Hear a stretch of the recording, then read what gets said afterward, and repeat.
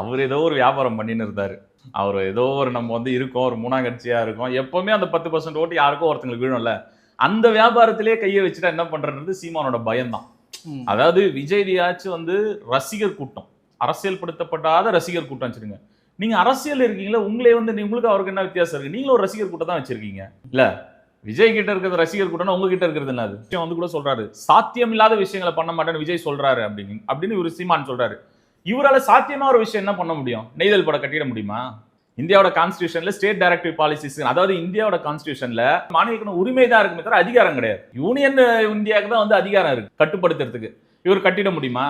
ஒன்னும் கிடையாது. தமிழ்நாட்டில் ஒரு வேளை ஆட்சிக்கு வர மாட்டாரு, இல்ல வந்தாலும் கூட நான் வந்து யூபிஎஸ்சில இருந்து வரவங்களை வந்து நான் தேர்வு செய்ய மாட்டேன், இந்தியால வந்து யூபிஎஸ்சில இருந்து வரவங்க வந்து இங்க வந்து அதிகாரிகள் இருக்குன்னு சொல்ல முடியுமா? ஏதாவது ஒண்ணு பண்ண முடியுமா? இவர் கதை சொல்றதை நம்புறதுக்கு ஒரு கூட்டம் இருக்குது. அந்த கதைலாம் கிடையாது, நான் நிஜம்னு சொல்லிட்டு விஜய் சொல்றாரு. இவருக்கு ஒரு அச்சம் தானே. அந்த 3ஆம் இடம் வந்து நமக்கு தக்க வைக்கலன்னா நாளைக்கு வந்து ஃபண்ட் வராம போயிடுமோன்ற பயம் தான். வேற என்னது? அந்த அச்சத்துல வந்து என்ன பண்றதுனே தெரியாது. வயிற்றுல மட்டும் தான் அடிச்சுக்கலாம், மண்ணை வாரி விடுறது.